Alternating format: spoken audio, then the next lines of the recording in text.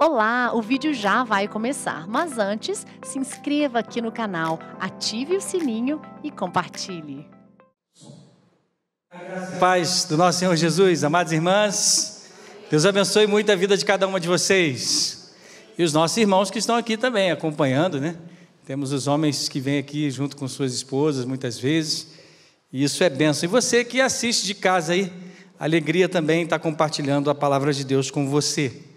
E a gente veio aqui, já tem, parece até sócio de carteirinha, né?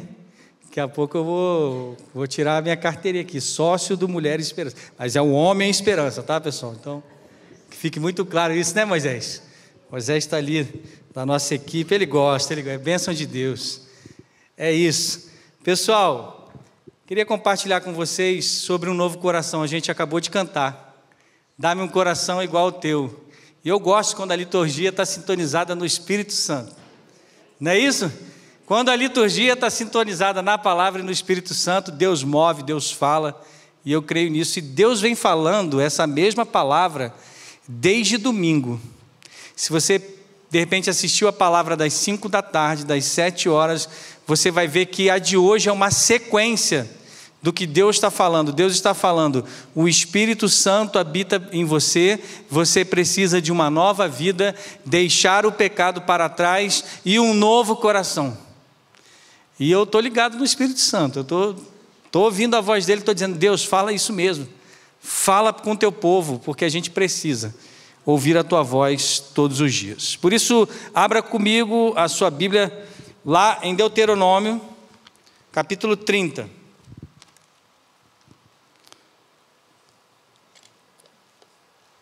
E Deuteronômio é uma série de sermões que Moisés está pregando ao longo de sua vida e, na verdade, no fim da sua vida, ele prepara as suas últimas palavras com toda a força e energia que ele tem para escrever, inspirado pelo Espírito de Deus.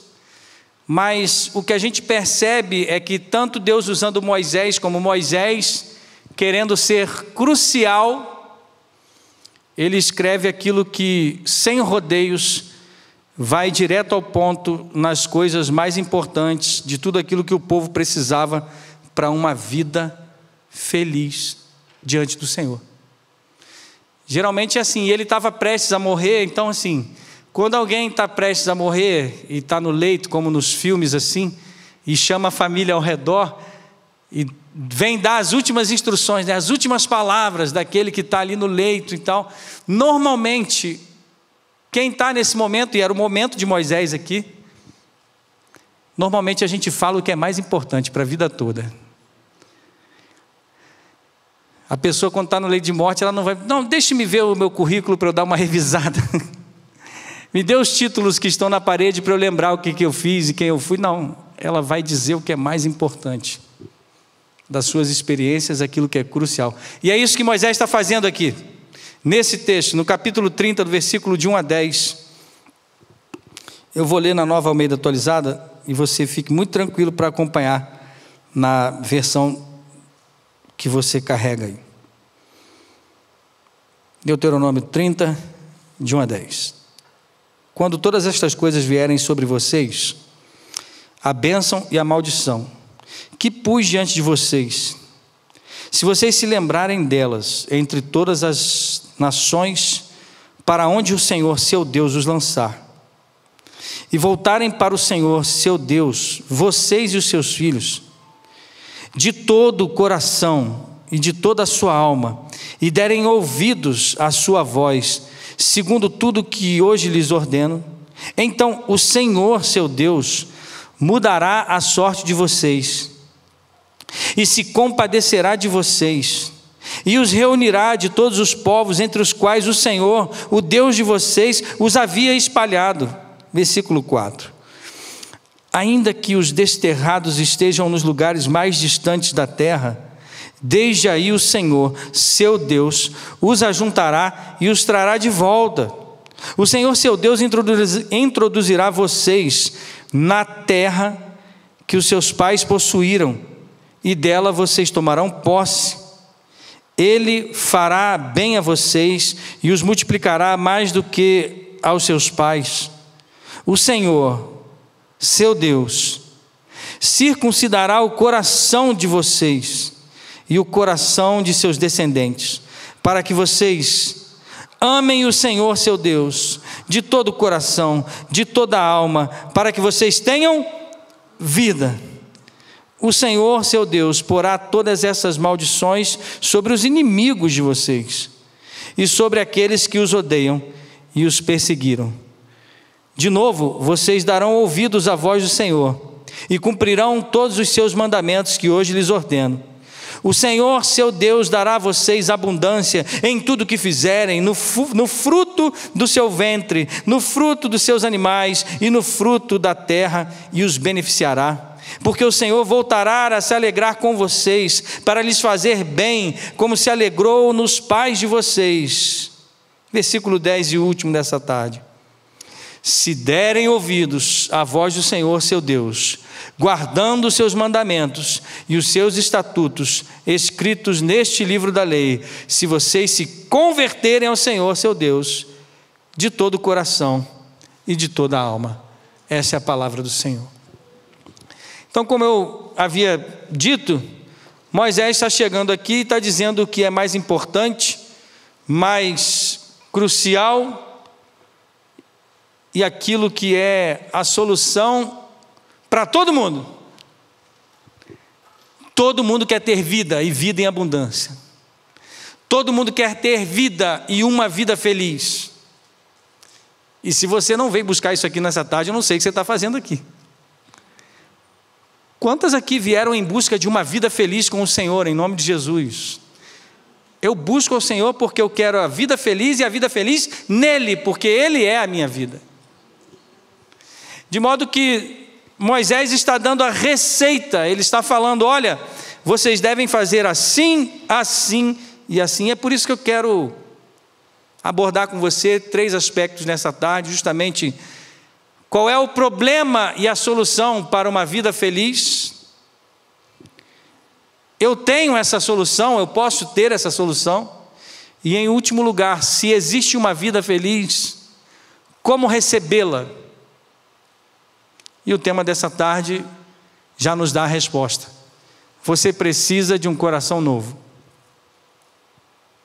O problema da humanidade em busca da felicidade se debate, vai de encontro mesmo, não ao encontro, mas de encontro do pecado. E é o pecado que tira toda a felicidade do ser humano. E para isso Deus está dizendo nessa tarde, para que você encontre uma vida feliz, numa encruzilhada entre bênçãos e maldição, você precisa de um coração novo.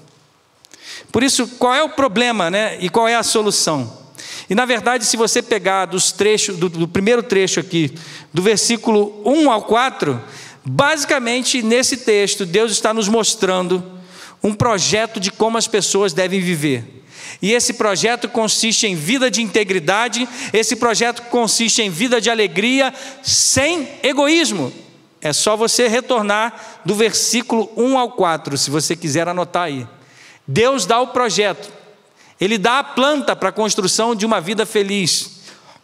E para isso Ele está dizendo que as pessoas precisam viver de acordo com o livro da lei. O que Deus então diz para mim e para você nessa tarde? Você precisa viver de acordo com a minha palavra. E essa vai ser a experiência mais abençoadora da sua vida, se você viver segundo a sua palavra. Porque é isso que ele está dizendo: se vocês seguirem a minha lei, vocês vão viver todo tipo de bênção na vida de vocês, e será para toda uma comunidade, se essa viver os mandamentos do Senhor. Em primeiro lugar, é isso que Moisés está dizendo: você precisa viver de acordo com a palavra. Entretanto, Moisés nos dá aqui, no final do versículo 3, um alerta que percorre a maior parte de todo o Deuteronômio. Ele dá um alerta no final do versículo 3, olha aqui. Então o Senhor seu Deus mudará a sorte de vocês e se compadecerá de vocês, e os reunirá de todos os povos entre os quais o Senhor Deus os havia espalhado. No final do versículo 3, ele está dando aqui a dica do que pode acontecer sobre aquele que não obedece a sua palavra. É como se Moisés pudesse olhar através do tempo aqui. Como que ele está falando para um povo que está prestes a entrar na terra prometida, aquilo de um povo que havia possuído a terra prometida, e agora ele escreve deixando para aqueles que são os filhos e que vão possuir. Como que ele está falando de um povo que havia sido espalhado, que vai ser espalhado? É como se ele pudesse entrar num pedaço do futuro, olhar através do tempo, e nos diz o versículo 1, não só bênçãos, mas maldições podem vir até vocês. E no versículo 4 ele vai falar de pessoas que estão desterradas, ou seja, banidas. Moisés está dizendo, vocês não podem falhar, porque senão Deus vai banir vocês, vai cortar vocês da terra prometida. Mas é como se ele pudesse olhar na frente do tempo e dissesse assim, vocês não podem falhar, mas sabe, vocês vão falhar. E vocês falhando e sendo espalhados, se vocês se voltarem ao Senhor, o Senhor os ajuntará novamente de todos os lugares e todos os povos e todas as terras distantes para as quais vocês forem banidos. Já é a previsão aqui do cativeiro. Tanto o cativeiro assírio para o reino do norte, porque lembram lá das tribos, até Salomão estavam unidas. Seu filho Roboão, quando vem com pesados impostos, racha justamente na revolta de Jeroboão, que foi um oportunista, dividindo as tribos, 10 tribos para o norte, 2 tribos para o sul, Judá e Benjamim. E nessa divisão do reino, o primeiro reino é tomado pelo Império Assírio, 100 anos antes do reino do sul ser tomado pelo cativeiro babilônico. É isso que Deus está falando, é isso que Deus está usando Moisés, dizendo, vocês vão falhar, vocês vão para o cativeiro, mas mesmo lá, se vocês se voltarem para o Senhor, Deus os ajuntará novamente. Então veja, Deus está dizendo aqui para mim e para você nessa tarde, que o problema aqui, relatado aqui, por que a gente não consegue ser bom? Por que não fazemos sempre a coisa certa? Por que se Ele já está prevendo que o povo vai errar, por que a gente não consegue acertar o alvo? Erramos muitas vezes. Livros de autoajuda vão tentar ajudar a gente a acertar o alvo. Livros de psicologia, psicólogos vão escrever livros para você viver uma vida melhor. Terapeutas vão escrever livros para você viver uma vida melhor. Políticos, inclusive a política e o Estado e tudo isso, porque as pessoas vão tentar colocar a esperança em algum tipo de ajuda que traga uma vida melhor. E outros vão escrever sobre sociedade, mas simplesmente a sociedade, mesmo de posse de todas essas orientações, livros de autoajuda, e nessa tarde você não precisa de livro de autoajuda, é até bonzinho se ele for submetido à palavra de Deus. A palavra de Deus tem que estar acima, sabe por quê? Você não precisa de livro de autoajuda, você precisa de ajuda do alto. Você precisa de ajuda do Senhor. E por que a humanidade não consegue acertar o alvo? Existe um outro problema aqui. O outro problema é que nós sabemos o que fazer, a coisa certa. Nós sabemos como devemos viver, como deveria ser o nosso comportamento, mas justamente nós não conseguimos cumprir tudo à risca. E o mundo reúne esse caos da humanidade que não consegue encontrar por si só a paz e a satisfação. A humanidade por si só, por mais que dite todas as regras, dos livros de psicologia, de livros de autoajuda, de terapia, seja lá o que for, de política, aonde a pessoa tentar encontrar uma solução para fazer a coisa certa, por si só ela não consegue. De modo que lembrou-me um exemplo que eu estava lendo sobre uma professora que trouxe numa turma de psicologia, inclusive, o caso de um rapaz que tentava identificar de onde vinha tanta raiva. Era um rapaz irado e raivoso, e até que ele se tornou um case de estudo da própria professora, que depois apresentou aquele case para a turma, que conseguiu identificar que a raiva daquele menino era por conta do abandono da sua mãe. E aí A turma, no final das contas, depois de haver a psicologia identificado e posto diante dele que o problema dele era a mãe dele, a turma perguntou: e aí, professora, a terapia conseguiu ajudar aquele menino a perdoar a sua mãe? E a resposta da professora foi: esse não é o nosso papel. O nosso papel foi só identificar o problema. Veja por quê? Porque psicologia é muito boa, mas ela é ciência. O que essa professora está dizendo? Eu encontrei o problema, mas eu não encontrei a solução. De modo que, resumindo, psicologia é uma ciência e não pode dar às pessoas. E eu não estou falando nada contra a psicologia, até porque a minha esposa está ralando todo dia no Mackenzie, fazendo psicologia de manhã lá. Ela vai com os gurizinhos, deixa na porta da escola, entra, vai fazer psicologia. Glória a Deus, vai tratar o primeiro, eu.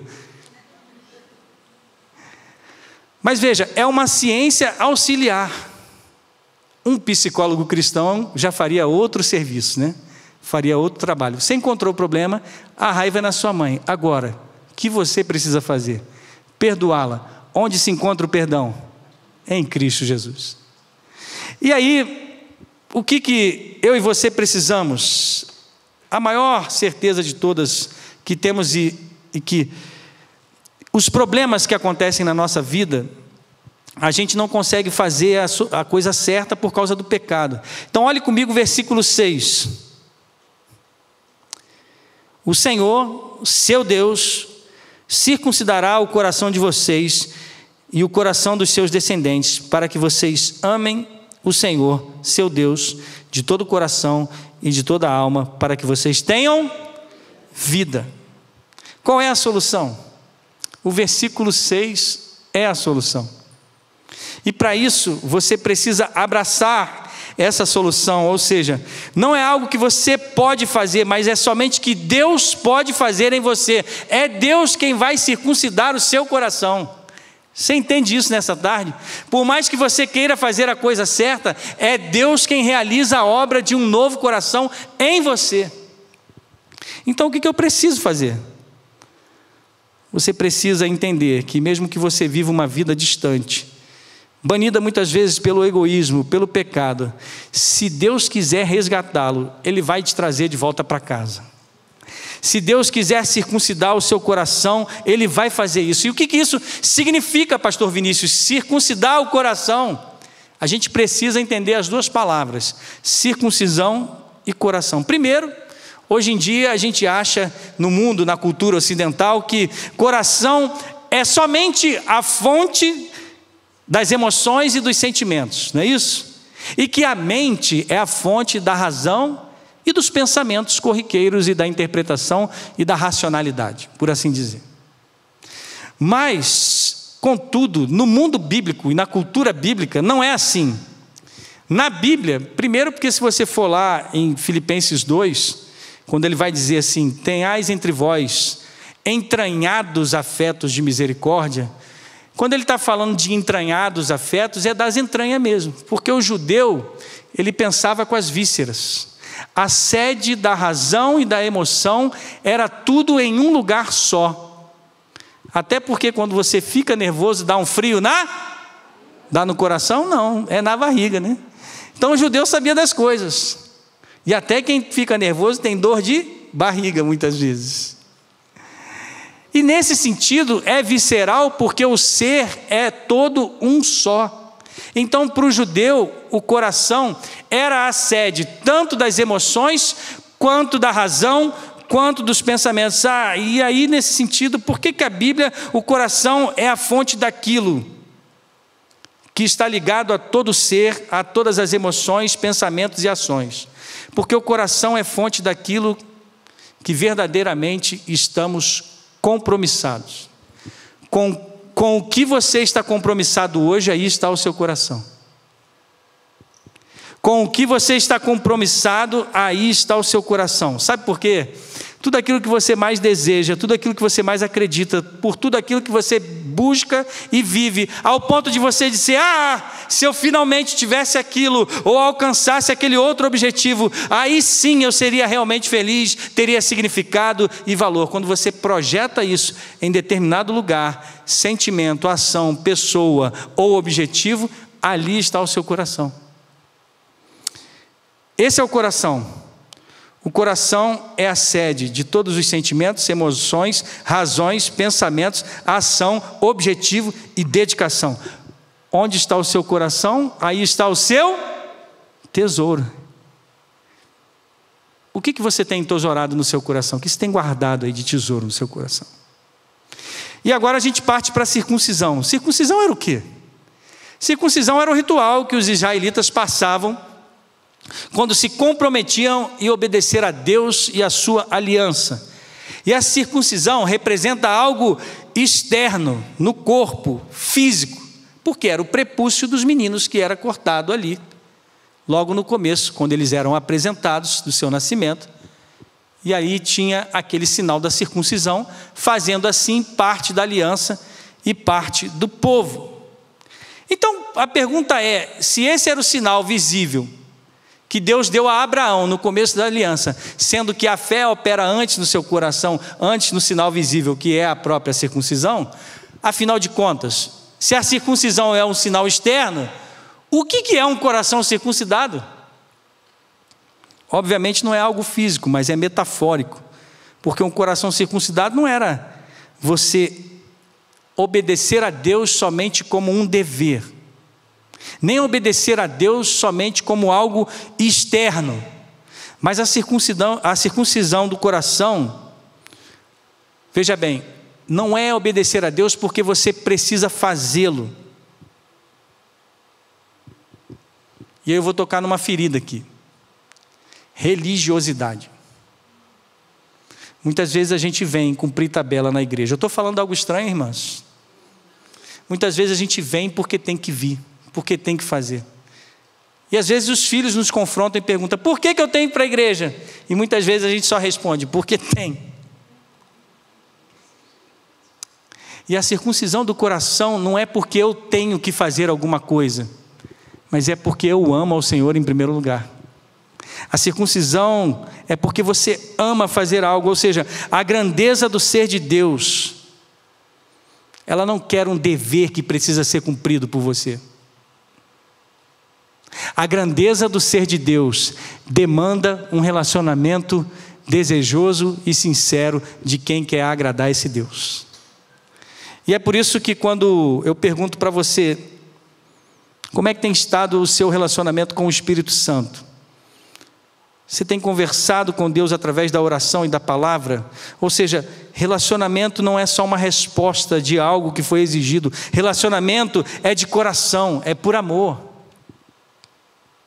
E talvez você esteja aqui buscando a Deus nessa tarde porque você ama muito alguém e quer restaurar esse relacionamento com essa pessoa, ou quer que a vida dessa pessoa seja restaurada em nome de Jesus. E a minha pergunta também, quando você está sozinho e não tem mais as suas tarefas para fazer, nem pensar nas coisas odiernas ali, corriqueiramente, mas quando você está sozinho, e eu sei, mulheres, que muitas vezes é difícil estar sozinho, né, para vocês.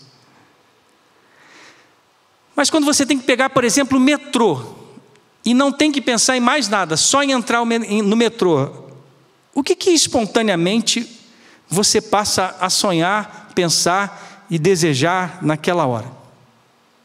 Quando não tem mais ninguém ao seu redor, será que você pensa na sua carreira, na sua família, no dinheiro, naquela viagem, em alguém, alguma coisa, no que você, quando está sozinho, instintivamente pensa? Já parou para pensar nisso? Quando eu estou sozinho, qual é a primeira coisa que pula na minha mente? Por que eu estou dizendo isso? Porque normalmente essa é uma outra pergunta assim, o que você ama fazer? E essas respostas dessas perguntas são aquilo que o seu coração é. De todas essas perguntas, de tudo aquilo instintivamente que você pensa quando está sozinha e que você começa a desejar, esse é o seu coração. De modo que Mateus 6:21, como eu já disse, porque onde estiver o seu tesouro, aí estará também o seu coração. Agora então, pastor, qual é a resposta para preencher o nosso coração? Qual é a coisa mais maravilhosa do mundo, sem ser todas essas coisas que o mundo pode oferecer, como dinheiro, carreira, fama? profissão, legítimas, inclusive, que são a criação dos próprios filhos, o marido. O que é mais maravilhoso do que tudo isso, pastor? E parece que muitas vezes o nosso coração parece não focar no que é mais maravilhoso acima disso tudo. O próprio Deus. Deus está acima de todas as coisas que você possa pensar ou imaginar e desejar para o seu coração. Deus é o maior tesouro, a maior herança que eu e você podemos ter. E é isso que Moisés está nos ensinando nessa tarde. A coisa mais maravilhosa que você precisa é Deus. E aí o que acontece se eu foco em Deus? O que acontece se eu recebo um coração circuncidado? Um novo coração, como a gente cantou aqui. O que acontece se Deus vem de fora, do alto, e atua para dentro do meu coração, para que aí sim, de dentro para fora, eu possa começar a ter mudança manifesta na minha vida e na vida daqueles que estão ao meu redor? Porque prazer e dever para você não vai ter mais diferença. Entenda isso. Se Deus circuncidar o teu coração, e se tudo que você fizer for para a glória dele, porque o ama, o prazer nas coisas desse mundo e os deveres das coisas desse mundo não terão diferença, porque você vai fazer a ambas para Deus. Cuidar dos filhos, levantar cedo, passar roupa, lavar louça, fazer comida e ir para Cancún, tudo isso vai ser para a glória de Deus. Você já pensou nisso? Um coração circuncidado é esse, que não vai espraguejar quando o lixeiro passar e você não botou o lixo para fora. E você vai dizer: Senhor, falhei, pequei, mas quando ele voltar eu vou, para a tua glória, colocar o lixo na hora certa.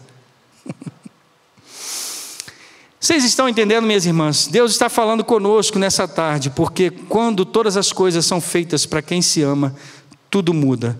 Abra sua Bíblia comigo, Ezequiel 36, 26. A palavra de Deus vai dizer assim: e eu lhes darei um coração novo, e porei dentro de vocês um espírito novo. Tirarei de vocês o coração de pedra e lhes darei um coração de carne. Deus quer quebrar essas pedras aí do seu coração em nome de Jesus. Está solidificado aí há muito tempo? Está rochoso há quantos anos? Deus quer entrar com a britadeira do Espírito aí, quebrar essa rocha que está no seu coração e colocar um coração vivo, de carne, movido pelo seu Espírito. Por favor, tarefa de casa, em nome de Jesus, leia Romanos 8, de 1 a 11. O pendor daqueles que são do Espírito são para fazer as coisas do Espírito, e o pendor daqueles que são da carne são daqueles que vão fazer as coisas da carne. Assim, a palavra de Deus prossegue. Então, pastor, eu tenho esse coração novo? Como é que eu posso saber se eu tenho um coração novo? 3 sinais, se você quer anotar aí, para saber se você tem um coração novo. Será que eu tenho, pastor? Vamos então juntos. Se você recebeu um coração novo, primeiro, você vai amar. Segundo, você vai obedecer. E terceiro, você vai viver a palavra de Deus. Você vai amar a esse Deus, você vai obedecer porque o ama, e você vai viver essa vida de amor e de obediência a Ele. 3 sinais que você recebeu um coração novo. O primeiro sinal, que é amar, ele não se mede por quantidade, mas ele se mede por qualidade. Não é irmãos, irmãs, não é o quanto você aprende, e não é falando contra, até porque eu tenho minha chefa da escola dominical aqui, a gente sempre coloca lá a confissão de Westminster, e é bênção, leia, aprenda, mas não é o quanto você leu da Bíblia, mas é o quanto você ama e vive da Bíblia. Não é o quanto você aprendeu das nossas doutrinas religiosas, mas é a qualidade em vivê-las. Isso é saúde espiritual. Pastor, me converti há 1 mês, só li o Evangelho de João. Viva o Evangelho de João todinho e você vai amar a Deus.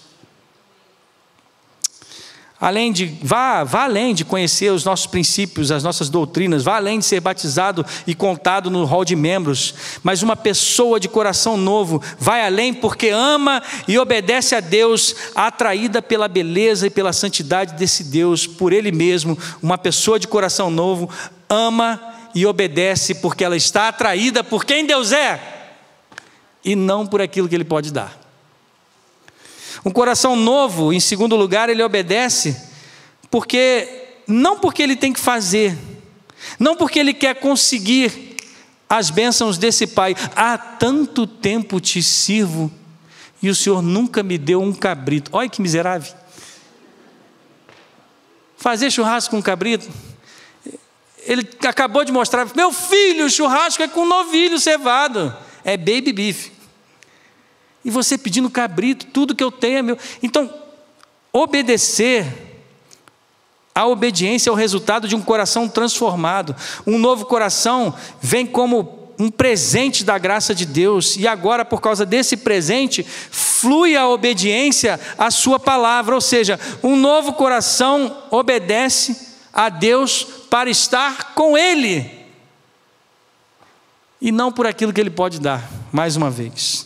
E como é que, em terceiro lugar, esse terceiro sinal, eu vivo esse coração? E o viver o novo coração, ele é crescente.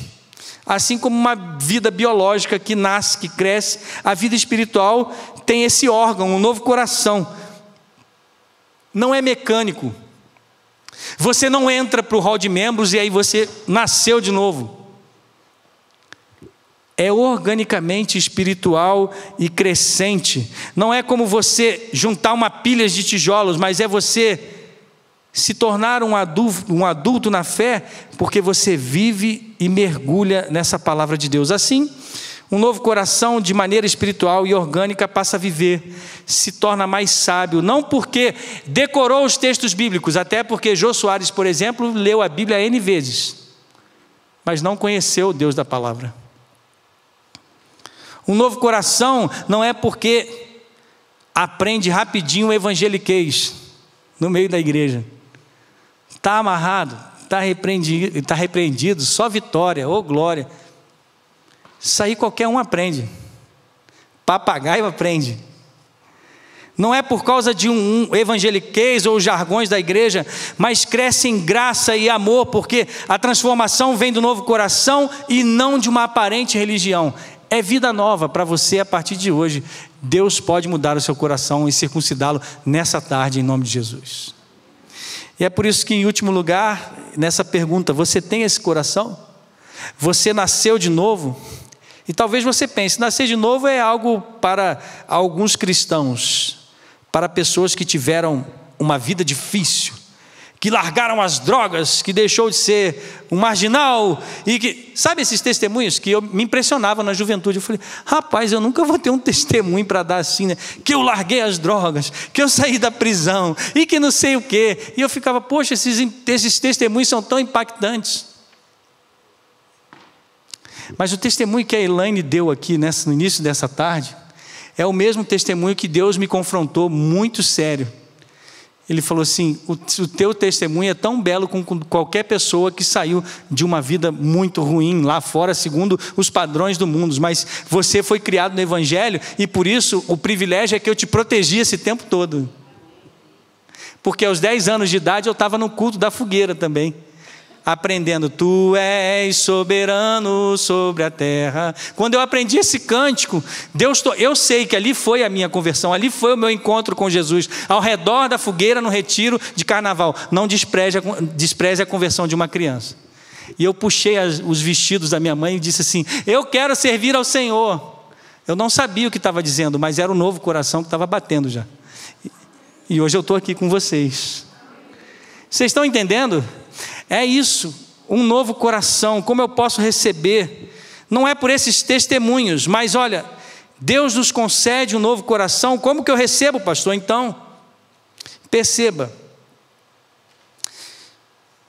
o texto de Deuteronômio se revela justamente numa alusão daquilo que aconteceria com o povo de Israel, banidos por causa do cativeiro. Então, pastor, o texto era só para os judeus. Não, porque se a gente olhar para Adão e Eva, que foram cortados do jardim do Éden, eu e você, como filhos dos primeiros pais, também por causa da natureza pecaminosa, sem a justiça de Cristo, estávamos banidos, longe, distantes de Deus por causa do pecado. Adão e Eva foram cortados da presença de Deus, exilados do paraíso e da vida eterna, porque quiseram seguir e ser os seus próprios senhores.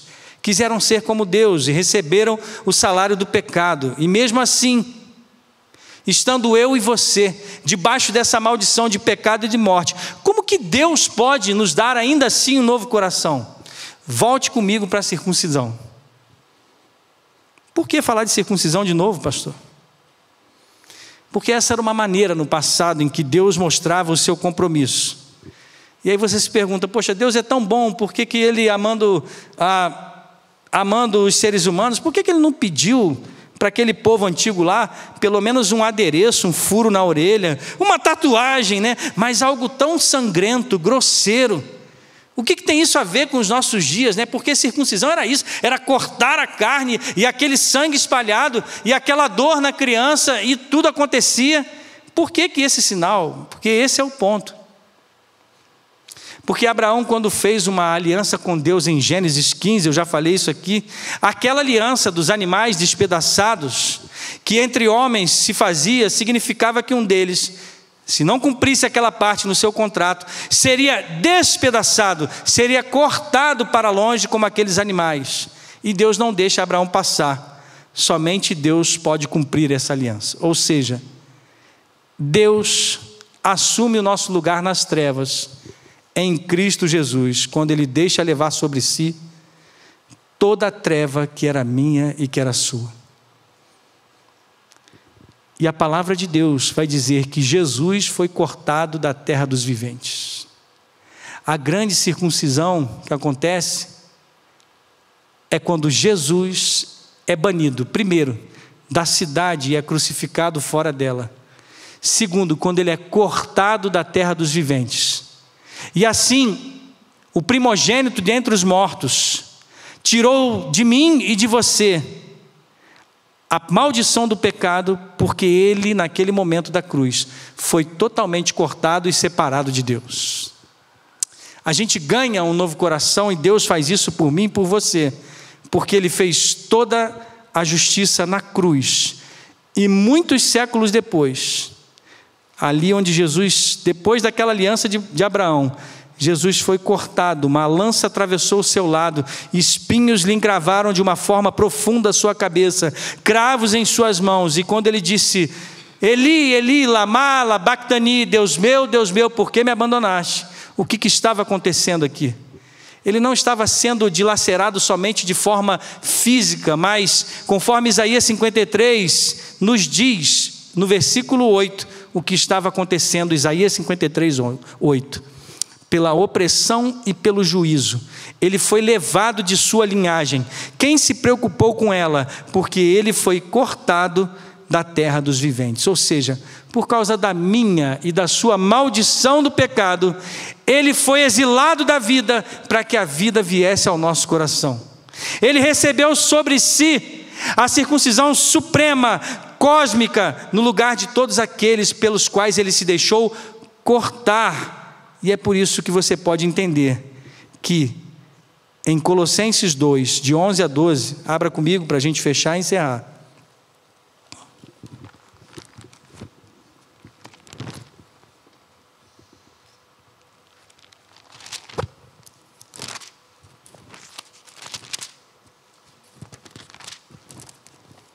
Colossenses 2, de 11 a 12, olha o que diz o texto.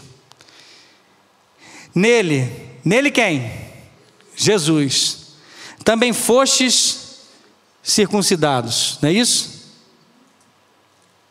Não com uma circuncisão feita por mãos humanas, mas pela remoção do corpo da carne, que é a circuncisão de Cristo, tendo sido sepultados juntamente com Ele no batismo, no qual vocês também foram ressuscitados por meio da fé no poder de Deus que o ressuscitou dentre os mortos. Nos portões do Éden estava uma espada flamejante, do julgamento daqueles que foram banidos. Essa espada do julgamento de Deus veio sobre Jesus, que foi cortado no meu e no seu lugar. Quando você pensa nisso, em como Jesus conquistou um novo coração para você, e isso te move em gratidão e amor, você ganhou um novo coração. Eu quero orar com você nessa tarde. E pedir que Ele crie em nós, como a gente acabou de cantar, um novo coração. Retirando todo o medo, toda a mágoa, retirando os desejos e o pecado que são impuros e precisam ser, esses sim, cortados da sua presença, para que você possa fazer à vontade. Não como uma receita. Não vir à igreja como uma regra ou uma fórmula. Mas vir em primeiro lugar porque você o ama e porque você entende esse profundo amor.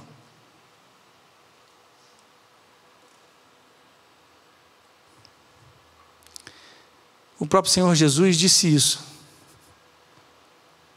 Buscai primeiro o reino de Deus e a sua justiça. E as demais coisas, elas vão ser acrescentadas.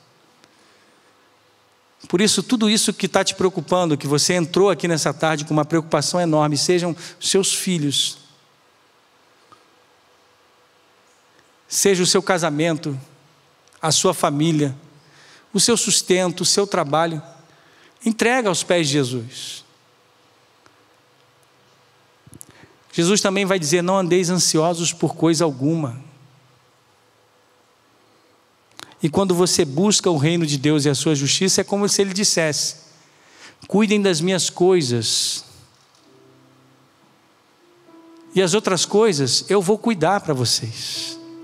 Ele vai acrescentar, Ele vai cuidar. Tudo que Ele quer nessa tarde é o seu coração inteiro para Ele. Você pode entregar o seu coração para Jesus mais uma vez nessa tarde? Eu sei que você já se converteu, eu sei que você já serve ao Senhor há muito tempo, mas hoje é dia de renovação também. E cantar essa canção que diz isso: tudo entregarei. Será que a gente não está retendo alguma coisa?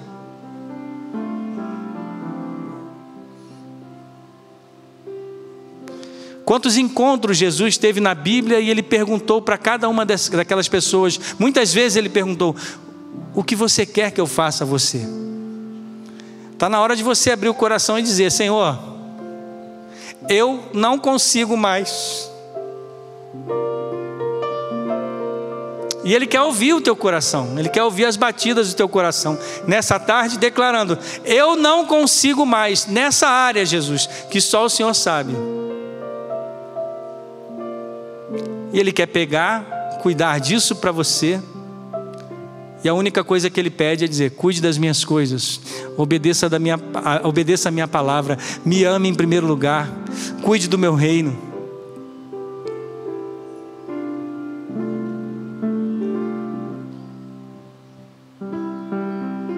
Faça a sua oração.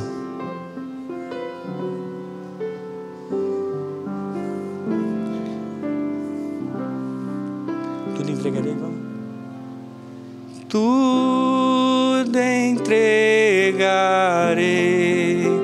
Você pode cantar?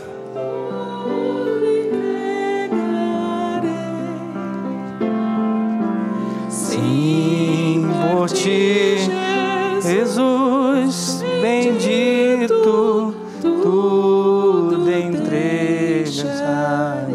Mais uma vez, cante a Ele.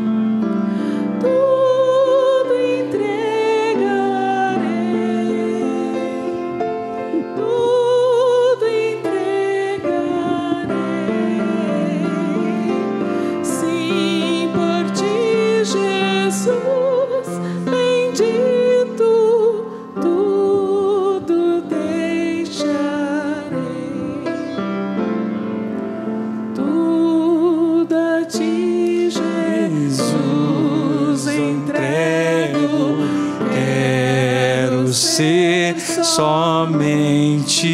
teu, tão submisso à tua vontade, como os anjos lá nos céus.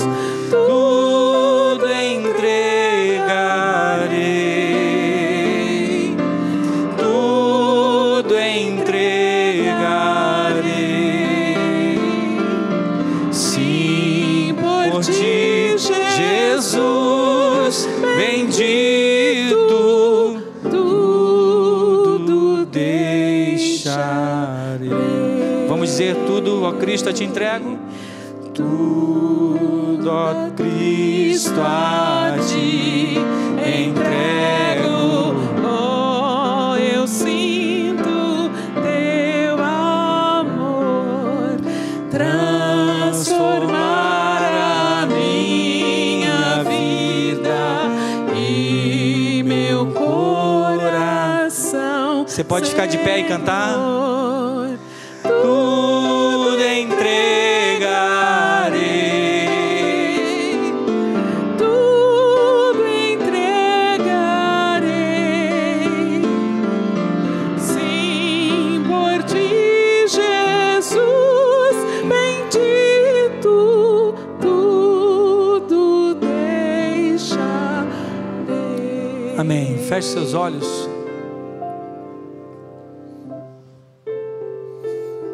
Jesus, a tua palavra diz que o Senhor sonda os corações.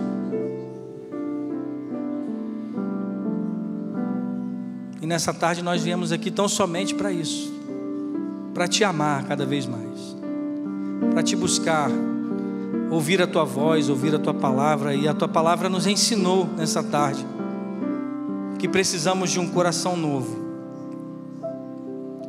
E um coração novo é aquele que deixa para trás todo pecado, todo medo, todo tesouro desse mundo e se apega ao amor do teu amor por nós. E esse amor é Jesus. Por isso, Senhor, faz a obra no meio das tuas filhas e dos teus filhos nessa tarde. Completa, Espírito Santo, a obra na vida de cada um de nós. E nós te pedimos, Senhor, que em cada oração aqui colocada, em cada petição, em cada fraqueza, em cada desejo, em cada anseio, seja feita a tua vontade, a boa, a perfeita, a agradável, Senhor.